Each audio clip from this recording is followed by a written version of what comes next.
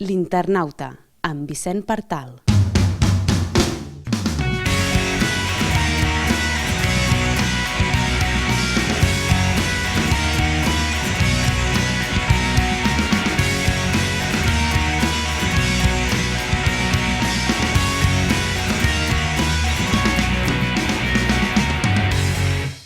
Una de les últimes modes a internet, ja sabeu que a la xarxa anem de moda en moda, és aquesta de vendre, intercanviar objectes, fer servir els telèfons mòbils i les apps per això, per vendre, per regalar, per intercanviar objectes que te sobren a casa, que vols canviar, que necessites una cosa que no trobes a les botigues, etc.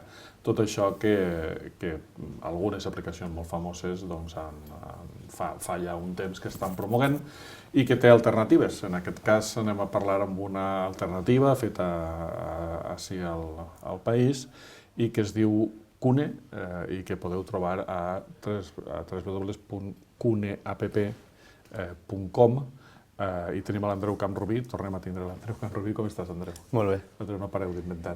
Bueno, fem el que podem, ens hem d'anar movent. De la cooperativa de consultors El Rissei, que sou els creadors d'aquesta eina de consum col·laboratiu, li diu, Sí. La primera cosa, com que això dels noms sempre les coses són complicades, Cune vol dir alguna cosa en alguna llengua? Cune vol dir junts, en esperanto, Molt bé. i ja saps que això dels noms s'intenta que funcionin amb el màxim de llengües possibles i que siguin fàcils de... I ja no en deuen de quedar massa de lliures. No, exacte. Molt bé. Escolta, em baixa l'app i què faig amb això? Un cop tens l'aplicació al teu mòbil i crees el teu compte, del que es tracta és de tots aquells objectes que tu tens a casa que no fa servir o fa servir poc, que li dones un ús molt esporàdic, els pots pujar a l'aplicació amb una foto, una descripció i una localització, i altres persones que puguin necessitar temporalment allò que tu ofereixes, t'ho demanen i tu els hi deixes i t'ho tornen. Igualment, tu pots explorar l'aplicació i demanar a algú del teu entorn que et deixi alguna cosa que tu pots necessitar en un moment determinat i que no vols o no cal que et compris per tenir la casa desaprofitada. Vosaltres, en aquest sentit, entreu en el terreny, diguem, del consum col·laboratiu, és a dir, això no és Wallapop, per entendre'ns. No. No té res que veure, encara que aparentment pugui semblar-ho, no? Nosaltres entrem dintre del gran calaix de sastre del consum col·laboratiu, que és un concepte que jo crec que hauria d'estar subjecte a revisió, no sé si permanent, però almenys hauríem de plantejar-nos què sí que no és el consum col·laboratiu. I sí, entrem dintre d'aquest grup entenent que no hi ha intercanvi econòmic. És com un Wallapop, com has dit tu, però no hi ha intercanvi econòmic. Nosaltres vigilem que l'aplicació no es comprin ni es venguin coses, perquè és com entenem nosaltres el consum col·laboratiu, el de col·laborar, i perquè hi ha altres aplicacions que fan això, fan el Wallapop mateix o d'altres de compra-venda fan això. Per què dius que ha d'estar subjecte a revisió permanent? Clar, el consum col·laboratiu és un paraigua que hi entren des de Airbnb o BlaBlaCar fins a l'ecoxarxa del Montseny. Gent amb monedes socials, gent que fan intercanvi de roba, amb una guarderia es poden fer intercanvi de roba i material escolar. Per tant, hi ha uns actors tan heterogenis dintre d'aquest paraigua i unes realitats tan diferents que a mi se'm fa difícil d'acceptar que tot es pugui englobar dintre d'una mateixa etiqueta. El consum col·laboratiu, a mi em sembla que l'essència no és consum, sinó que és col·laboratiu, i al final estem ficant aquí moltes iniciatives que el que fan és negoci i pagar per un servei, que no és algo innovador. No, en aquest sentit és molt diferent, evidentment. Estem parlant d'aplicacions que fan grans corporacions multinacionals per tindre un mercat basat en això i aplicacions com la vostra que naixen exactament del contrari.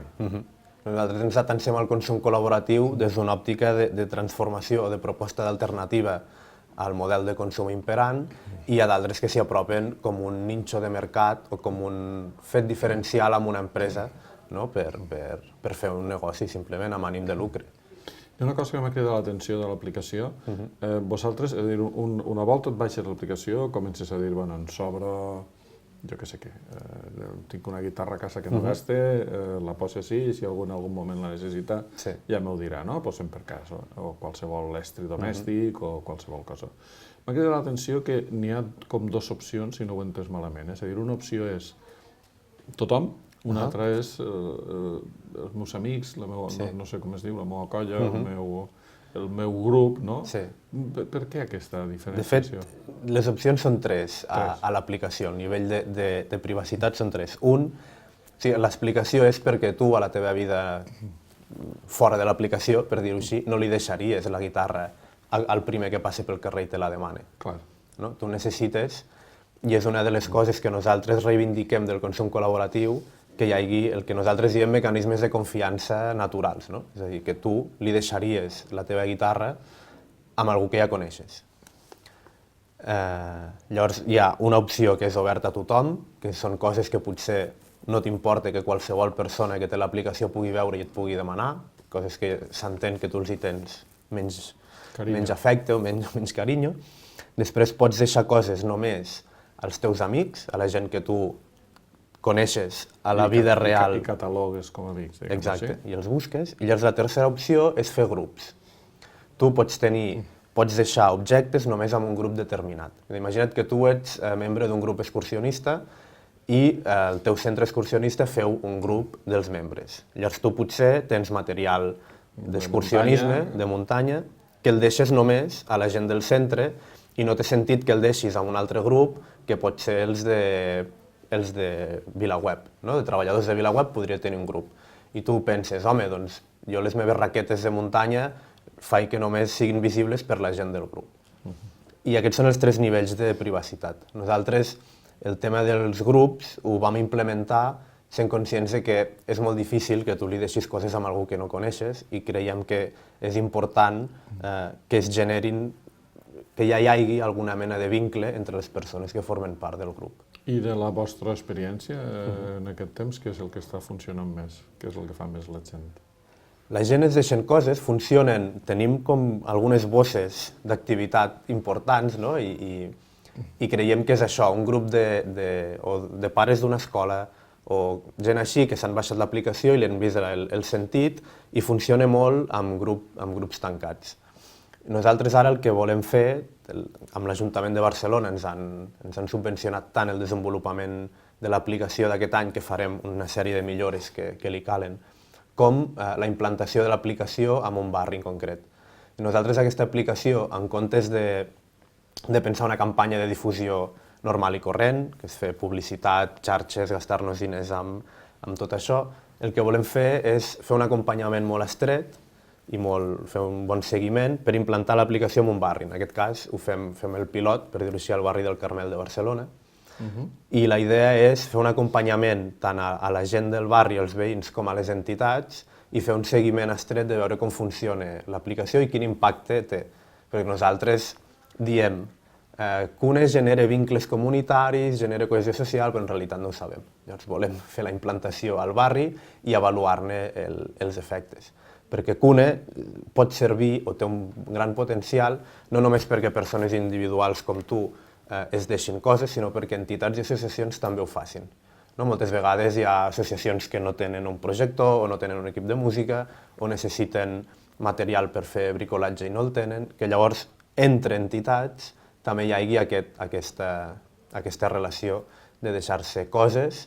Volem implementar que et puguis deixar temps perquè serveixi com a banc del temps i també volem fer que serveixi per intercanviar trajectes. Però, per tant, aquest element d'hiperlocal, diguem-ho així, seria una qüestió determinada. Vosaltres en l'aplicació teniu un mapa, i poseu un mapa. És a dir, jo puc entrar i dir necessito una guitarra, però en un perímetre que jo puc anar a buscar-la. Clar, si me poso la guitarra d'Alacant, ja aniré a Alacant quan puga, no? Com és l'element aquest hiperlocal? Sí que pot ser una gran diferència, per exemple, això que comentàvem a l'inici, amb aquestes empreses multinacionals que són globals. En canvi, vosaltres feu una aproximació molt sobre el territori, molt concreta. I això és de nosaltres. Cune ve, abans de Cune havíem fet una altra aplicació que es deia Lend.me, que l'havíem fet, era bastant més bàsica, i de veure per què no havia funcionat o per què costava que la gent la fes servir, vam treure un seguit d'aprenentatges. I un és aquest. el fet aquest de la hiperlocalitat es deu a que nosaltres entenem el consum col·laboratiu, primer, com una cosa realment de persona a persona, que es diu de peer-to-peer, que en realitat Wallapop, no Wallapop, però Airbnb, BlaBlaCar, tu et relaciones a una persona però sempre mitjançant una empresa, i això generava l'obligació de que fos local, el tema de la confiança, no? És a dir, nosaltres entenem la col·laboració com una relació social complexa en el qual si jo col·laboro amb tu t'he de conèixer i he de confiar en tu, perquè pot ser que tu em deixis la guitarra i jo te la trenqui, o te l'espatlli, o el que passi, no? Llavors nosaltres no preveiem cap sistema d'assegurança, si això passa com si fan Airbnb i BlaBlaCar per anomenar les grans d'això, que tenen un sistema d'assegurances per generar aquesta confiança entre gent que no es coneix. Nosaltres el consum col·laboratiu el volem implementar en comunitats que ja hi hagués aquesta confiança i això implica aquest component local de gent que es coneguin o que tinguin algun vincle en comú que faciliti que s'acabin coneixent i acabin col·laborant, en aquest cas per deixar-se coses.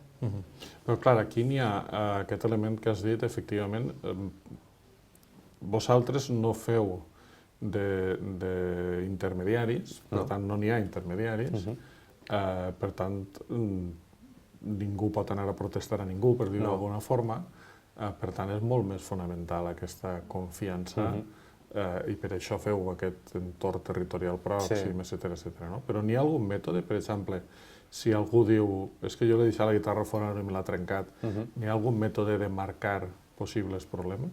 No, i això ho volem implementar amb una millora de l'aplicació, poder valorar també usuaris.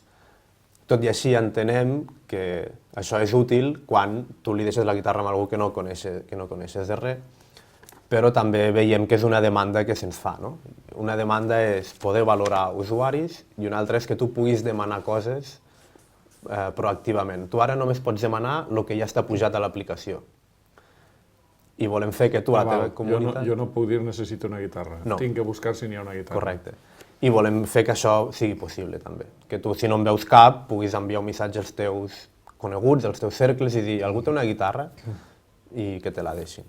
El funcionament d'una aplicació com aquesta, que esteu parlant vosaltres, cuneapp.com, depèn molt, clar, de la massa que tinga, no? És a dir, el punt d'èxit, per dir-ho així, no sé si la paraula èxit és adequada, el punt de que siga útil, depèn molt de que n'hi hagi molta gent, no? Sí, depèn de que hi hagi molta gent que la té i molta gent que la faci servir. Nosaltres, ara per ara, no hem previst un mètode de rendibilitzar l'aplicació, tenim algunes idees, però totes fugen o de la publicitat o de rondes d'inversió per posar-nos un jefe a sobre, i tenim algunes idees de com monetaritzar aquesta aplicació sense que la massa sigui un tema molt rellevant. És a dir, ho és, però nosaltres també estem preveient fer servir Cuneapp com un servei a oferir amb entitats que vulguin donar un servei als seus socis, als seus treballadors, que pugui implementar això de forma privada o de forma particular dintre d'un entorn concret. Ja fer com una intranet, diguem, pròpia i que un club esportiu ho implementa tancat només per la seva gent, no? És com una entitat vulgui donar un valor afegit al fet d'estar associat o al fet de ser membre d'aquesta entitat, poder donar un servei. Amb això, clar, això sí que faria el tema de la confiança que deies abans, sobre el qual està pivotant, en aquest cas seria molt més poderós, no? Perquè al final estaríem parlant de que un grup de gent que és controlat, que és conegut, etcètera. Aquest és el model de negoci, per dir-ho així, que li veiem, perquè com tantes altres coses, primer fas la idea, se t'acudeix, la fas i després penses com rendibilitzar-ho. Ara les nostres despeses són molt poques. Tenim, a part de la feina del desenvolupador de fer l'aplicació, de moment a nivell de servidor tenim poques despeses. Si l'aplicació fa un pet i de com molta gent la fa servir, tindrem més despeses de servidor, però ens alegrarem de fer-hi front i de buscar una solució al fet que molta gent la faci servir. Al principi comentàvem aquesta cosa de que tot passa per col·laboratiu, de que la paraula potser no està ben usada. Un dels perills que poden tindre aplicacions com la vostra o gent com la vostra que pensa des d'un punt de vista més social i no tant de negoci, no? Un dels perills que poden tindre és veure's arrasats, diguem, per les empreses que agafen aquesta capa i la posen per damunt del seu negoci i intenten així ser guais i tal. Sí, arrasats en el sentit de que... De que tenen molta força comercial i que evidentment no podeu competir amb ells. Sí, jo crec que a nivell discursiu, els que veiem el consum col·laboratiu com un fenomen més transformador hem perdut la batalla directament.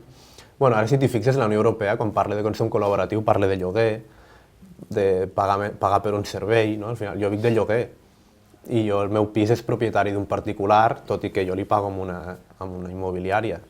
Que tots els que vivim de lloguer fem consum col·laboratiu, segons com podria semblar-ho, no? Sí, jo crec que és el perill, però nosaltres també ens encarem amb un altre tipus de públic. És a dir, Wallapop al final és molt fàcil. Tu vens, jo compro, tu em dones el que vull, si estic content et dono els diners i aquí s'acaba tot, no ens hem de tornar a veure mai més, no ens hem de tornar a relacionar més. I nosaltres plantegem un tipus d'interacció entre les persones una mica més complex, en el sentit de que tu m'ho deixes, jo t'ho torno, hem de poder gestionar el fet de que jo potser t'ho torno espatllat o t'ho torno tard, no? I també, bueno, nosaltres ens diem consum col·laboratiu perquè creiem que ho som, però també ens desmarquem una mica de totes aquestes altres empreses. Primer, perquè nosaltres no pretenem lucrar-nos amb l'aplicació, amb que no ens costi diners ja en tenim prou, i després perquè la utilitat de l'aplicació no hi ha ni lucre ni per nosaltres qui té la plataforma, com sí que hi és amb totes les altres propostes comercials, que qui es lucre és qui té la plataforma, ni tampoc proposem una via de lucre a l'usuari. Al final, la guitarra tu me la deixes perquè som amics i perquè ens caiem bé. Jo no et pago res, ni potser et deuré un favor i te'l tornaré... Procura no desafinar-la. Exacte. I te'l tornaré amb una altra cosa, però no hi ha lucre. Per tant, la nostra proposta va per una altra via, tot i que sí que l'etiqueta ens agafa tots igual. Vosaltres, el Resell, sou una cosa estranya una mica, no? Sí. Una miqueta estranya. Eclèctica. Eclèctica en el sentit, a més, d'interessar en cooperativa de consultors. Com funciona tot això? Nosaltres som una cooperativa de treball associat, com tantes que n'hi ha, i ens dediquem a la consultoria. Llavors tenim 3 branques de treball principal que poden funcionar o de forma autònoma o de forma conjunta. Hi ha l'àrea social, de la qual jo me n'encarrego, hi ha una àrea de medi ambient i una àrea d'habitatge i eficiència energètica. Llavors nosaltres, cadascú pel seu compte, fa els projectes que li surten de consultoria. Jo treballo molt per l'administració pública en temes de polítiques socials. I després intentem plantejar projectes on cooperativitzem també el treball i treballem junts, i la nostra força és que podem aportar una mirada molt més transversal a projectes que abans potser eren molt estrictes, no? O d'habitatge, o de medi ambient, o de ciències socials. Nosaltres podem incorporar altres mirades, no? I enriquir més els projectes. I a part això de Cune va sortir quasi com un joc, aquestes coses que passen, no? Que comences i s'acaba fent gran. Sí, però clar, és un xoc, és a dir, en aquest context que estem parlant de llançar la idea de que pot haver una altra manera de gestionar les coses i que en paral·lel estan apareguent moltes makers, per exemple, la idea dels espais on la gent pugui treballar en comú, els coworkings. Vivim un moment d'una certa explosió de gent que està dient, bueno, diguem, abans el sistema es canviava amb una revolució, ara això s'ha complicat molt i ningú sabem massa bé què volem, però sí que sabem què no volem i anem a fer alternatives per arreglar això, no? En aquest encaix, internet, les xarxes juguen un paper determinant, perquè clar, ahir sí que pots arribar a molta gent, és a dir, l'exemple aquest que estaves posant de fer en un barri de Barcelona, no? Tu pots fer possible coses que la dinàmica social actual semblava que anava en contra, que feien molt impossibles. Sí, això és la gràcia també de les plataformes d'internet, que han significat una revolució, si es pot fer servir aquesta paraula en moltes coses, igual amb això. Potser la facilitat de tenir-ho a la butxaca amb l'aparell ens facilita entrar més en contacte, no? També hem de veure si l'augment de la comunicació entre persones que genera internet qualitativament suposa una millora real de la nostra qualitat de vida, de les nostres condicions. Nosaltres amb aquesta prova pilot volem avaluar realment. Quan la fareu, aquesta prova? Comencem ara. És una prova que ens ha subvencionat l'Ajuntament amb una subvenció d'entitats. Van sortir la setmana passada les resolucions i ara ens ficarem a treballar i tindrem resultats a gener-febrer de l'any que ve. Sí, ara m'imagino que el que heu de fer és fer molta propaganda, que la gent es baixi a l'app, parlar amb les associacions, és a dir, un poc fer apostolat. Sí, és així. I acompanyar molt, jo crec, que la gent se la baixi, potser ajudar, si cal, a entendre el funcionament, que de fet és intuïtiu, però és igual, sempre està bé que algú t'ajudi. Fer molt acompanyament, hem de fer molta feina de formigueta. En aquesta espècie de test, heu pensat quin pot ser el problema principal? Quin seria, diguem, la cosa que pot marcar la diferència entre que funciona o no funciona? Jo crec que n'hi ha dos. Un, que la gent no estigui per orgues, per dir-ho així, i una altra aplicació, i ara fer-la servir i deixar-me coses, que potser a molt petita escala ja funcionen. El fet d'aquest consum col·laboratiu de deixar-se coses, amb els amics tens el WhatsApp i ho demanes per WhatsApp. O sigui, cal que la gent vegi realment què aporta de nou Kune. Tot el tema de gestió, de dates, de localització, de tenir el xat, de tenir tot l'historial de les coses que has deixat, a qui els has deixat, quan te les han tornat. O sigui, cal que la gent vegi positiu i molt útil tot aquest valor afegit que aporta l'aplicació davant d'un WhatsApp de dir «Ei, em deixeu una escala?» que això ja pot estar funcionant. I el risc és no convèncer o no saber mostrar tot el que aporta Kune davant d'un WhatsApp. De fet, les empreses d'apps últimament es queixen molt de que la gent ha baixat el nombre d'apps que es descarregaven, que abans se'n descarregàvem tot. A tots ens ha passat, jo abans m'ho descarregava tot i ho provava tot i ara vaig descarregar-me les coses que algú em recomana, que algú no sé què, però que no n'hi ha eixa fúria. Per tant, fer-se, diguem, el forat dins del mòbil sembla que és el més complicat de tot. Per això creiem que és important, o fem una campanya de comunicació per la qual no tenim recursos però l'hauríem de fer molt gran, com és el cas de Wallapop, que s'han gastat milions d'euros en publicitat i els ha donat els seus fruits, o fem una feina més de formigueta, d'anar convencent, d'anar... Clar, si tu ara te la baixes i la veus molt útil, i tens un grup de pares de l'escola dels nens, potser amb el boca a boca els hi podràs dir «Hòstia, baixeu-vos això i fem un grup i ens deixem coses». O si no, implantar-se com a millora de gestió de coses que ja funcionen, com bancs del temps, per exemple. Si bancs del temps ja estan... Ja estan en marxa, però no tenen una màquina que els ajudi a controlar-ho, no? Tenen un mecanisme... Hi ha un programari informàtic per ordinador, no hi ha aplicació mòbil i és només per deixar-se temps. Llavors, nosaltres creiem que pels bancs del temps Kune és un complement molt bo, primer perquè està al mòbil i segon perquè incorpora tota la visió de deixar-se objectes i amb l'aplicació, amb la millora que farem, de deixar-se o temps o trajectes o intercanviar. Però ja és anar a un lloc on aquestes dinàmiques ja funcionen. Tinc una curiositat que suposa que la resposta serà la que jo m'espero, però últimament ja n'hi ha molts que esteu fent apps i ja ni tan sols us plantegeu fer una versió web d'això. Sí. La web ja està morta, diguem així. No, o sigui, nosaltres volem fer una versió web. És un del... Creiem que facilitaria les coses també.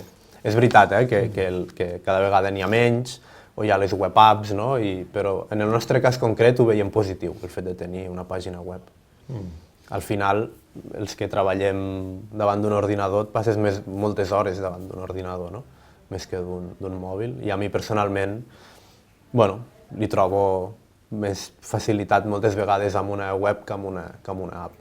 Per tant, no és una decisió, diguem, pensada des de l'inici, sinó que quan tingueu temps... Sí, ho farem. Escolta, n'hi ha sempre una qüestió d'aquestes que a mi m'agrada preguntar, que és com s'us va ocórrer això? És a dir, Com va passar? Vosaltres estàveu fent servir altres apps i vau dir això no ho fa ningú? Partíeu d'una filosofia que volíeu aplicar a l'app? De quina manera va néixer Kune? Kune, primer de Kune hi va haver l'Enmi, que és l'embrió, que vau aprendre. Sí, que és el que primer funcionava, i la història realment és, el desenvolupador és el meu cunyat, que és desenvolupador d'aplicacions. I viuen amb la meva germana en un bloc de pisos on hi ha molts pisos que són amics, que són gent jove i es coneixien d'abans o s'han conegut d'allà. I un dia ells, xerrant, van dir, estaria molt bé poder tenir al mòbil algo per demanar-nos coses a la comunitat de veïns. I aquí es va fer gran la pilota, llavors un dia m'ho van dir i els vaig dir, això està molt bé, pot ser important, i a partir d'aquí ho vam anar tirant. L'Enmi ho vam fer amb hores mortes o hores lliures, i ara Kune ja ho vam anar a presentar a l'Ajuntament de Barcelona, els hi va semblar interessant, i Kune ja ho enfoquem més sèrio, si voleu dir. És interessant perquè naix d'una necessitat real, per tant. Sí. No és tant una idea tal, sinó una practicitat, no? Sí, va sorgir una mica així jugant, i ell, com que era programador, va fer alguna cosa així molt simple, i al final ho hem anat elaborant. El que sí que és cert és que quan ens vam plantejar fer-ne un producte i fer una cosa perquè tothom ho fes servir, vam estar explorant què hi havia al mercat d'apps que fos similar. I el que vam veure és que n'hi hi havia aplicacions que feien el mateix amb molts recursos a darrere, que ara han tancat totes. Nosaltres també ens va fer pensar si era realment un model de... Si model de negoci és complicat. N'hi havia una que es deia Freebie, que veies en la web els vídeos, uns vídeos molt ben fets, un equip de 5 o 6 persones treballant, es notava que allà hi havia recursos, ara està tancada. Ja no funciona. La gent que van fer aquesta app es dediquen a fer una altra cosa. I les que feien consum col·laboratiu sense intercanvi econòmic ja no funcionen. La nostra és l'única que hi ha ara per ara. I per què et sembla que passa això? Perquè jo crec que és molt difícil de monetaritzar, de treure'n un rendiment econòmic, vaja. Vale, que per tant, si tu ho fas a partir d'una empresa amb voluntat de treure un rendiment econòmic, no es justifica, no acaba per no funcionar, per no justificar la part econòmica. Potser funciona la part d'intercanvi, però l'empresa que hi ha al darrere no té... Deu ser difícil fer un pla d'empresa, deu ser difícil anar a buscar inversió a fora. Si no hi ha els resultats que s'esperen, doncs al final et deuen retirar el finançament. I quan tu veus això, no t'espantes una miqueta, no dius ai, ai, ai? Bueno, és que nosaltres no pretenem fer-ne un negoci d'aquesta aplicació. Nosaltres, és el que et deia, si podem arribar al punt que la gent ho faci servir i no ens costi diners de la nostra butxaca, ja en tenim prou. Nosaltres no és ni una empresa producte, d'això que ara està de moda que fas una empresa per vendre-la, que tu tens una idea i desenvolupes un producte i l'únic que vols és que algú t'ho compri. No és això, ni tampoc és un negoci on pretenguem treure'n diners. Simplement és poder pagar les hores de feina, pagar el desenvolupador i pagar els servidors, i amb això ja estem contents. No n'hem parlat gaire, però a la web kuneapp.com i, evidentment, tant a la botiga de l'app de Store de Mac com al Google Play d'Android, simplement poseu Kune i us el podeu baixar, és així de senzill. Sempre acabem l'internauta, Andreu, preguntant una pregunta que no té resposta, però que ens serveix per especular, que és on t'imagines tot aquest món d'ací a 5 anys? El món de les aplicacions? No, el món d'aquest tipus d'aplicacions de consum col·laboratiu, d'aquesta ideologia, si es pot dir així, que intenta buscar una altra forma de fer les coses. Com creus que tot això avançarà? Jo el que veig és que ja comença a haver una separació, per dir-ho així, tant a nivell retòric com dintre del món del consum col·laboratiu, d'aquestes grans empreses i de la gent que busca una altra manera de fer, que pot ser per una manera de consumir i si no d'alternativa, el sistema consumista i capitalista. Jo això ja veig que comença a separar-se, per tant, d'aquí 5 anys jo espero que aquests dos mons estiguin més separats, tinguin una etiqueta uns i una etiqueta als altres, estarà molt més regulat i jo veig que hi haurà tensions importants, no? En el cas d'Uber ja s'ha vist, un món que s'està acabant o que veu com ve una cosa nova que li fa competència, les respostes, no? A vegades molt violentes també dels taxistes, i obligar els taxistes, en el cas d'Uber, a repensar-se, no? A fer les coses diferents. Jo crec que en aquest sentit és positiu el fet de que es pentegen, no? Aquesta gent cap a repensar el que ja hi havia abans. I no ho sé, o sigui, el que no pot ser o no pot continuar així és, a vegades hi ha lògiques de precarització laboral, no? És a dir, l'empresa guanya recursos perquè és propietari de la plataforma, però es preocupa totalment de qui realment aporta valor al projecte. És a dir, BlaBlaCar sense cotxes i sense conductors no té sentit. Airbnb sense gent que tingui pisos tampoc té sentit. I ni BlaBlaCar ni Airbnb no tenen ni cotxes ni tenen pisos, només tenen la plataforma. Llavors jo crec que hi haurà d'haver major vincle, major relació o regulació entre una cosa i l'altra, no? Perquè a vegades donen episodis de precarització laboral o hi ha gent que viu d'Uber sense cap mena de cobertura, sense cap... Bueno, no sé, jo crec que tot això ha d'anar regulant-se, perquè al final no parlem de consum col·laboratiu i estem parlant d'una nova forma d'autonomització de la força de treball molt més heavy, no? I molt més desregularitzada del que tenim ara. Molt bé. Andreu Camprubí, de la cooperativa de consultors El Rissell, creadora d'aquesta app Cune, que m'has dit que en Esperanto volia dir? Junts. Cune, que ara heu llançat, que ara fareu aquesta prova pilot en un barri de Barcelona i que esperem que funcioni molt bé.